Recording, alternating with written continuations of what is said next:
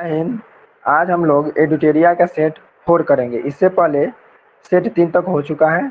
आप लोग नहीं देखे हैं तो आप लोग वीडियो के प्लेलिस्ट में जाकर आप वो तीनों वीडियो को देख सकते हैं। यह बिहार एसएससी एग्जाम के लिए काफ़ी ही महत्वपूर्ण है।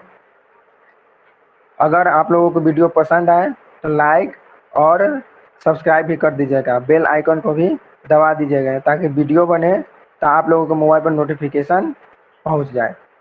तो बिना टाइम वेस्ट किए हम लोग चलते हैं क्वेश्चन नंबर 1 की ओर। क्वेश्चन नंबर 1 है, इनमें से किसे एथनोस्फीयर के नाम से जाना जाता है? तो किसे एथनोस्फीयर के नाम से जाना जाता है? तो मेंटल के ऊपरी परत को एथनोस्फीयर के नाम से जाना जाता है। चलते हैं हम लोग क्वेश्चन नंबर 2 की ओर। क्वेश्चन नंबर 2 है, ट्रांजिस्टर किस पीढ़ी का कंप्यूटर है? तो जो ट्रांजिस्टर है ना वो द्वितीय पीढ़ी का कंप्यूटर है। ठीक है, आगे चलते हैं हम लोग क्वेश्चन नंबर 3 की ओर। तिलैया बांध किस नदी पर स्थित है? तिलैया बांध बराकर नदी पर स्थित है। यह बराकर नदी कहाँ है? तो यह बराकर नदी झारखंड में है। तो इसको आप लोग याद रखिएगा कि तिलैया बांध किस नदी पर स्थित है। इस बार के बिहार दरोगा में भी यह क्वेश्चन पूछे हुआ था कि तिलैया बांध किस नदी पर स्थित है। इसको याद रखिएगा आप लोग। आगे चलते हैं क्वेश्चन नंबर 4 की ओर। निम्नलिखित में से कौन सी झील दो भारतीय राज्यों के साथ सीमा साझा करती है? तो कौन सा झील हो गया? पुलिकट झील। यह दो भारतीय राज्यों के साथ में सीमा साझा करती है। एक हो जाएगा आंध्र प्रदेश, दूसरा हो जाएगा तमिलनाडु। और याद रखिएगा ये जो झील है यह लैगून झील है। लैगून मतलब खारे पानी का झील है। आगे हम लोग चलते हैं क्वेश्चन नंबर 5 की ओर। क्वेश्चन नंबर 5 कहता है, पीर पंजाल श्रेणी कहाँ स्थित है? ये पीर पंजाल जो श्रेणी है ना वो जम्मू कश्मीर में स्थित है। जम्मू कश्मीर में स्थित है। आगे चलते हैं क्वेश्चन नंबर 6 की ओर। क्वेश्चन नंबर 6 है, दिए गए विकल्पों में कौन सा देश भूभाग आवेशित देश नहीं है, अर्थात लैंड लॉर्ड कंट्री नहीं है? तो ये कौन सा हो जाएगा? ब्राजील। ब्राजील जो है वह भूभाग आवेशित देश नहीं है। बाकी सर्बिया, रवांडा और माल्डोवा ये सभी के सभी भूभाग आवेशित देश है। आगे चलते हैं हम लोग क्वेश्चन नंबर 7 की ओर। क्वेश्चन नंबर 7 है, चीन के साथ कितने भारतीय राज्य सीमा साझा करती है? तो चीन के साथ 5 भारतीय राज्य सीमा साझा करती है। वो कौन कौन है? तो एक हो जाएगा लद्दाख, दूसरा हो जाएगा हिमाचल प्रदेश, तीसरा उत्तराखंड, चौथा सिक्किम और पांचवा हो जाएगा अरुणाचल प्रदेश। इसको आप लोग याद रखिएगा। आगे चलते हैं क्वेश्चन नंबर 8 की ओर। क्वेश्चन नंबर 8 क्या है कि पुनासा जलप्रपात का किस राज्य में स्थित है? पुनासा जलप्रपात किस राज्य में स्थित है? तो ये क्या हो जाएगा? इसका हो जाएगा राइट आंसर बिहार। पुनासा जलप्रपात कहाँ स्थित है? तो बिहार में स्थित है। आगे चलते हैं क्वेश्चन नंबर 9 की ओर। क्वेश्चन नंबर 9 है, उपभोक्ता की बचत का सिद्धांत किसने दिया था? तो ये जो उपभोक्ता के बचत का जो सिद्धांत दिया था वो दिया था रॉन्डन ने। किसने दिया था? रॉन्डन ने। आगे चलते हैं हम लोग क्वेश्चन नंबर 10 की ओर। क्वेश्चन नंबर 10 है, क्षेत्रीय ग्रामीण बैंक की स्थापना किस समिति के सिफारिश पर की गई थी? तो क्षेत्रीय ग्रामीण बैंक की जो स्थापना है वह भंडारी समिति के सिफारिश पर किया गया था। यह क्वेश्चन 67वीं बीपीएससी के एग्जाम में पूछा हुआ है। आगे चलते हैं क्वेश्चन नंबर 11 की ओर। क्वेश्चन नंबर 11 है, बाल गंगाधर तिलक किस अखबार का संपादन करते थे? तो बाल गंगाधर जो तिलक है वो केसरी अखबार का संपादन करते थे। आगे हम लोग चलते हैं क्वेश्चन नंबर 12 की ओर। क्वेश्चन नंबर 12 क्या है देखते हैं। क्वेश्चन नंबर 12 है, तत्वबोधिनी सभा के संस्था के संस्थापक कौन है? तो तत्वबोधिनी सभा संस्था के जो संस्थापक है वो कौन है? वो है देवेंद्र नाथ ठाकुर। इसको याद रखिएगा। आगे चलते हैं क्वेश्चन नंबर 13 की ओर। क्वेश्चन नंबर 13 है, कांग्रेस के किस अधिवेशन में सदस्यों हेतु का खादी का वस्त्र अनिवार्य कर दिया था? तो कौन सा कहाँ यह अधिवेशन हुआ था? यह अधिवेशन गुवाहाटी में हुआ था, असम। याद रखिएगा यह अधिवेशन कहाँ हुआ था? गुवाहाटी में हुआ था, जहाँ खादी वस्त्र अनिवार्य कर दिया था। आगे चलते हैं क्वेश्चन नंबर 14 की ओर। क्वेश्चन नंबर 14 है, भारतीय संविधान के लिए प्रथम संविधान संशोधन कब लाया गया था? तो भारतीय संविधान के लिए प्रथम संविधान संशोधन सन 1951 ईस्वी में लाया गया था। इसको याद रखिएगा आप लोग। Question number 15, Indian war of independent 1857 नामक पुस्तक के लेखक कौन है? ये कौन हो जाएगा? B D Savarkar. कौन हो जाएगा? B D Savarkar. आगे चलते हैं क्वेश्चन नंबर 16 की ओर। क्वेश्चन नंबर 16 है, सैंधव सभ्यता के प्रमुख स्थल बनवाली किस राज्य में स्थित है? यह जो बनवाली है वह हरियाणा राज्य में स्थित है। आगे चलते हैं हम लोग क्वेश्चन नंबर 17 की ओर। क्वेश्चन नंबर 17 है, आग का आविष्कार किस काल में हुआ था? तो आग का जो आविष्कार हुआ था वह हुआ था पुरा पाषाण काल में, और चक्का का जो आविष्कार हुआ था वह हुआ था नव पाषाण काल में। इसको आप लोग याद रखिएगा। आगे चलते हैं हम लोग क्वेश्चन नंबर 18 की ओर। क्वेश्चन नंबर 18 है, निम्नलिखित औद्योगिक कस्बों में कौन छोटा नागपुर पठार पर स्थित है? तो जो छोटा नागपुर पठार पर स्थित है वह झारखंड की राजधानी रांची जो है वो कहाँ स्थित है? छोटा नागपुर के पठार पर स्थित है। आगे चलते हैं क्वेश्चन नंबर हम लोग 19 की ओर। क्वेश्चन नंबर 19 है, भारत में सोने के सिक्के के सर्वाधिक किसके द्वारा जारी किया गया था? भारत में जो सोना का सिक्का है सर्वाधिक किसके द्वारा जारी किया गया था? यह जो जारी किया गया था हिंद सॉरी भारत में सोने के सिक्के सर्वप्रथम किसके द्वारा जारी किया गया था? तो वह जारी किया गया था हिंद यूनानी के द्वारा। ठीक है, इसको याद रखिएगा। भारत में सोने के सिक्के सर्वप्रथम किसके द्वारा जारी किया गया था? वो किया गया था हिंद यूनानी के द्वारा। आगे चलते हैं क्वेश्चन नंबर 20 की ओर। क्वेश्चन नंबर 20 है, राष्ट्रीय ग्रामीण स्वास्थ्य मिशन किस पंचवर्षीय योजना में शुरू किया गया था? तो राष्ट्रीय ग्रामीण स्वास्थ्य मिशन है यह 10वीं पंचवर्षीय योजना में शुरू किया गया था। आगे हम लोग चलते हैं क्वेश्चन नंबर 21 की ओर। भारत में खाद्य प्रबंधन का निम्न में से कौन सा उद्देश्य नहीं है? आइए हम लोग ऑप्शन देखते हैं कौन कौन सा है। खादों का निर्यात, ऑप्शन बी है खादों का वितरण, ऑप्शन सी है खदानों का रख रखाव, और ऑप्शन डी है खदानों का खरीद। तो इसका जो राइट आंसर हो जाएगा खदानों का निर्यात। खदानों का निर्यात जो है वो क्या है? खाद्य प्रबंधन का उद्देश्य नहीं है। आगे हम लोग चलते हैं क्वेश्चन नंबर 22 की ओर। क्वेश्चन नंबर 22 है, ब्रह्मसूत्र पुस्तक निम्नलिखित में से किस संप्रदाय से संबंधित है? तो ब्रह्म सूत्र जो पुस्तक है वह श्री वैष्णव संप्रदाय से संबंधित है। तो आप लोग इसको याद रखिएगा। आगे हम लोग चलते हैं क्वेश्चन नंबर 23 की ओर। क्वेश्चन नंबर 23 है, निम्नलिखित में से किसके द्वारा सेना को नगद वेतन देने एवं अस्थायी सेना का नींव रखा गया था? तो यह सर्वप्रथम किसने किया था? तो यह किया था अलाउद्दीन खिलजी के द्वारा। अलाउद्दीन खिलजी के द्वारा सेना को सर्वप्रथम नगद वेतन एवं अस्थायी सेना का नींव रखा गया था। आगे हम लोग चलते हैं क्वेश्चन नंबर 24 की ओर। क्वेश्चन नंबर 24 है, कैबिनेट मिशन के प्रस्ताव पर गठित अंतरिम मंत्रिमंडल आयोग तथा आपूर्ति मंत्री कौन था? तो यह कौन थे? यह थे जॉन मथाई। याद रखिए आप लोग कौन थे? जॉन मथाई थे। आगे हम लोग चलते हैं क्वेश्चन नंबर 25 की ओर। क्वेश्चन नंबर 25 क्या है, निम्नलिखित में से किस अधिनियम द्वारा गवर्नर जनरल की परिषद के विधायी एवं प्रशासनिक कार्यों को अलग कर दिया गया था? तो यह जो किया गया था 1853 ईस्वी का चार्टर अधिनियम के अंतर्गत विधायी एवं प्रशासनिक कार्यों को अलग कर दिया गया था। आगे हम लोग चलते हैं क्वेश्चन नंबर 26 की ओर। क्वेश्चन नंबर 26 है, निम्नलिखित में से कौन सुमेलित नहीं है? पंचायत भाग 9, यह ठीक है, पंचायत भाग 9 में ही आता है। आगे चलते हैं संघ राज्य क्षेत्र, संघ राज्य क्षेत्र भाग 8 में आता है, ये भी सही है। संघ एवं राज्यों के अधीन सेवाएं भाग 13, यह नहीं, ये गलत है। संघ एवं राज्यों के अधीन सेवाएं भाग 13 के अंतर्गत नहीं आता है। आपात उपबंध भाग 18, ये भी सही है। तो इसका राइट आंसर क्या हो जाएगा? सी।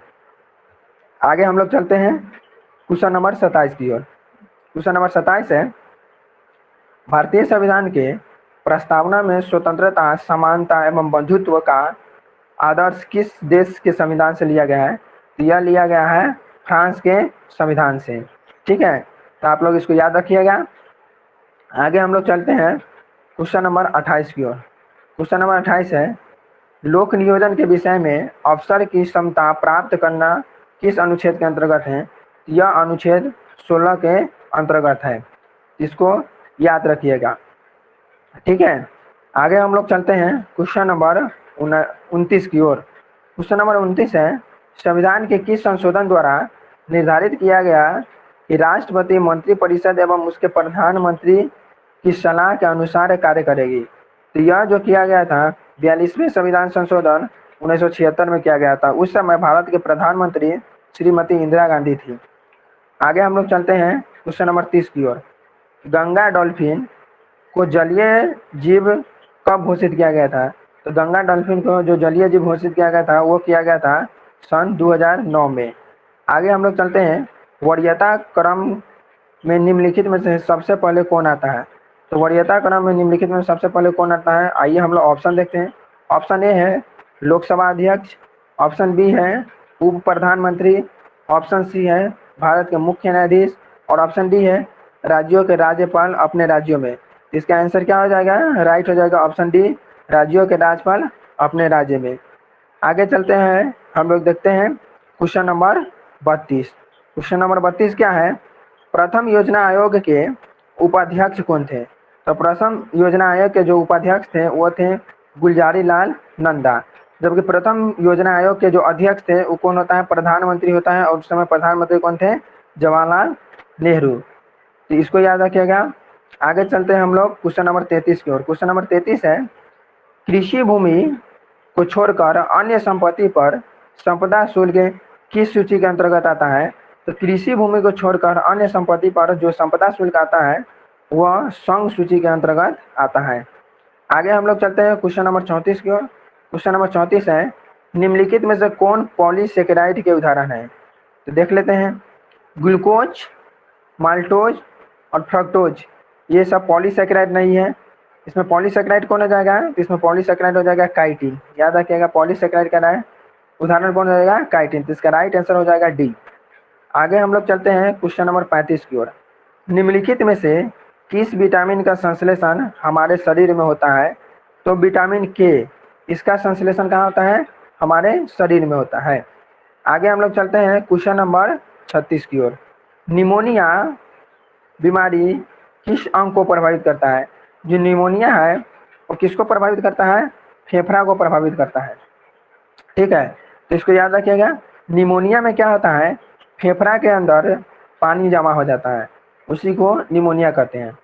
और टीबी में क्या होता है? तो टीबी में होता है कि फेफड़ा के अंदर जो एल्वेलाई होता है उसमें छिद्र हो जाता है जिससे ब्लड आता है, तो उसे कहते हैं टीबी। और जो कोरोना जो था उसमें क्या होता था कि फेफड़ा के अंदर सेल मरकर उसी में जमा हो जाता था, जिसके कारण सांस लेने में दिक्कत होता था। ठीक है, तो कोरोना भी किसको प्रभावित करता था? तो वो भी फेफड़ा को प्रभावित करता था। आगे हम लोग चलते हैं क्वेश्चन नंबर 37 की ओर। क्वेश्चन नंबर 37 क्या है?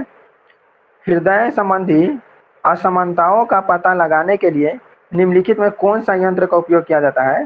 तो ईसीजी का प्रयोग किया जाता है, मतलब इलेक्ट्रोकार्डियोग्राफी का प्रयोग किया जाता है। तो इसका राइट आंसर क्या हो जाएगा? बी। आगे हम लोग चलते हैं 38 नंबर क्वेश्चन है, मिलान करने वाला है। चलिए मिलान करते हैं। विटामिन का खोज किया था हंक ने, विटामिन बी का जो खोज किया था वो किया था मैकुलन ने, विटामिन सी का खोज किया था वो किया था हॉलकट ने, और विटामिन डी का जो खोज किया था वो किया था हॉपकिंस ने। तो इसका जो राइट आंसर हो जाएगा वो हो जाएगा बी। 38 का राइट आंसर क्या हो जाएगा? बी। आगे हम लोग चलते हैं क्वेश्चन नंबर 39 की ओर। क्वेश्चन नंबर 39 है निम्नलिखित में से कौन सा अंटार्कटिक में भारत का अस्थायी और उसके द्वारा परिचालित अनुसंधान स्टेशन है? तो कौन हो जाएगा? भारत और मैत्री। ठीक है, आगे हम लोग चलते हैं क्वेश्चन नंबर 40 की ओर। क्वेश्चन नंबर 40 है ज्वार पैदा करने वाला बल निम्नलिखित में से किन दो बलों के बीच का अंतर है? यह जो अंतर है ये गुरुत्वाकर्षण का खिंचाव तथा केंद्र त्यागी बल, इन दो बलों के बीच का अंतर है। आगे हम लोग चलते हैं क्वेश्चन नंबर 41 की ओर। क्वेश्चन नंबर 41 है निम्नलिखित में से किस पर्यावरणविद को जल पुरुष के नाम से जाना जाता है? तो राजेंद्र सिंह को जल पुरुष के नाम से जाना जाता है। सलीम अली को पक्षी मैन माने बर्ड मैन के नाम से जाना जाता है। ठीक है, तो इसको आप लोग याद रखिएगा। और आगे हम लोग कुछ चलते हैं क्वेश्चन नंबर 42 की ओर। क्वेश्चन नंबर 42 क्या है देखते हैं हम लोग। क्वेश्चन नंबर 42 है अंगूर में निम्नलिखित में से कौन सा अम्ल पाया जाता है? तो अंगूर में कौन सा अम्ल पाया जाता है? तो टार्टेरिक अम्ल। याद रखिएगा अंगूर में और इमली में टार्टेरिक अम्ल पाया जाता है। सिट्रिक अम्ल जो पाया जाता है वो पाया जाता है नींबू और संतरा में। एसिटिक अम्ल जो पाया जाता है वो पाया जाता है अचार में। और ब्यूटरिक अम्ल जो पाया जाता है वो पाया जाता है गेहूं में। आगे हम लोग चलते हैं क्वेश्चन नंबर 43। क्वेश्चन नंबर 43 है ग्रेफाइट के संबंध में निम्नलिखित में से कौन सा कथन गलत है? तो आइए हम लोग ऑप्शन को पढ़ते हैं। ऑप्शन ए है यह विद्युत का सुचालक है, तो यह सही है। ग्रेफाइट क्या होता है? विद्युत का सुचालक होता है। ऑप्शन बी है इसका अपेक्षित घनत्व 2.2 है, सही है। इसका अपेक्षित घनत्व 2.2 होता है, ये भी सही है। ऑप्शन सी है, इसे काला शीशा के नाम से जाना जाता है, ये भी सही है कि इसे काला शीशा के नाम से जाना जाता है। और ऑप्शन डी है, इसमें कार्बन sp3 प्रसंकरित होता है, ये गलत है, इसमें कार्बन sp3 प्रसंकरित नहीं होता, इसीलिए इसका राइट आंसर हो जाएगा ऑप्शन नंबर डी। आगे हम लोग चलते हैं 44 की ओर। एल्कीन श्रेणी का पहला सदस्य निम्नलिखित में से कौन है? तो एल्कीन श्रेणी के जो पहला सदस्य है वो हो जाएगा C2H4, यह एल्कीन श्रेणी का पहला सदस्य है। आगे हम लोग चलते हैं क्वेश्चन नंबर 45। क्वेश्चन नंबर 45 क्या है? केवल कार्बन और हाइड्रोजन वाले कार्बन यौगिक निम्नलिखित में से क्या कहलाते हैं? तो ये क्या कहलाते हैं? कार्बन और हाइड्रोजन वाले जो यौगिक होते हैं उसे हम लोग हाइड्रोकार्बन के नाम से जानते हैं। इसका राइट आंसर हो जाएगा ऑप्शन नंबर ए। आगे हम लोग चलते हैं क्वेश्चन नंबर 46 की ओर। अवरक्त विकिरण के संबंध में निम्नलिखित में से कौन सा कथन सत्य है? आइए हम लोग ऑप्शन देखते हैं। ऑप्शन क्या है? इसकी खोज हर्शेल नामक वैज्ञानिक ने किया था, यह सही है कि अवरक्त किरण का खोज हर्शेल नामक वैज्ञानिक किया था। यह एक विद्युत चुंबकीय तरंग है, यह भी सही है कि यह एक विद्युत चुंबकीय तरंग है। ऑप्शन सी है, इसका उपयोग कोहरे में फोटोग्राफी के लिए किया जाता है, तो ये भी सही है कि इसका उपयोग कोहरे में फोटोग्राफी के लिए किया जाता है। अतः तीनों आंसर सही है, इसीलिए इसका राइट आंसर हो जाएगा ऑप्शन डी, सभी कथन सत्य है। आगे हम लोग चलते हैं क्वेश्चन नंबर 47 की ओर। क्वेश्चन नंबर 47 है, निम्नलिखित में से किसकी विशिष्ट ऊष्मा धारिता सर्वाधिक है? तो क्या हो जाएगा? लोहा। लोहा का विशिष्ट ऊष्मा धारिता क्या होता है? सर्वाधिक होता है। लेकिन ऑल ओवर पानी का विशिष्ट ऊष्मा धारिता क्या होता है? सर्वाधिक होता है। आगे हम लोग चलते हैं क्वेश्चन नंबर 28। अशुद्धि मिलाने पर किसी द्रव के क्वथनांक पर क्या प्रभाव पड़ता है? तो जब हम अशुद्धि मिलाते हैं किसी द्रव में तो उसका क्वथनांक बढ़ जाता है। इसका एग्जाम्पल है कि यदि गर्म पानी में यदि नमक मिलाइएगा तो उसका क्वथनांक क्या हो जाता है? बढ़ जाता है, बहुत जल्दी जल्दी उबलना स्टार्ट हो जाता है। ठीक है, आगे चलते हैं हम लोग क्वेश्चन नंबर 49 की ओर। क्वेश्चन नंबर 49 है, शुष्क सेल में विद्युत अपघटय के रूप में किसको प्रयोग किया जाता है? तो शुष्क सेल में विद्युत अपघटय के रूप में नौशाधर का प्रयोग किया जाता है। आगे हम लोग चलते हैं क्वेश्चन नंबर 50 की ओर, जो हमारा लास्ट क्वेश्चन है। देख लेते हैं इसको। सूची 1 को सूची 2 से मिलान करना है, चलिए हम लोग मिलान करते हैं। विद्युत बैटरी का जो आविष्कार किया था वो क्या था? अलेक्जेंडर वोल्टा। ठीक है, ऑप्शन बी है, सॉरी इसका ऑप्शन बी क्या है? डायनेमो। डायनेमो का आविष्कार किसके द्वारा किया गया था? तो यह माइकल फैराडे के द्वारा डायनेमो का आविष्कार किया था। ग्रामोफोन का आविष्कार जो किया गया था वो किया गया था थॉमस अल्वा एडिसन के द्वारा। और सेफ्टी लैम्प का जो आविष्कार किया गया था वो किया गया था एम्फ्रे डेबी के द्वारा। इसका जो राइट आंसर हो जाएगा, राइट आंसर क्या हो जाएगा इसका? इसका राइट आंसर हो जाएगा बी, 1 2 3 4 इसका राइट आंसर हो जाएगा। तो आई होप आप लोगों को वीडियो पसंद आया होगा। वीडियो पसंद आया होगा तो आप लोग एक बार इसको लाइक और एक बार अपने दोस्तों के पास में शेयर कर दीजिएगा।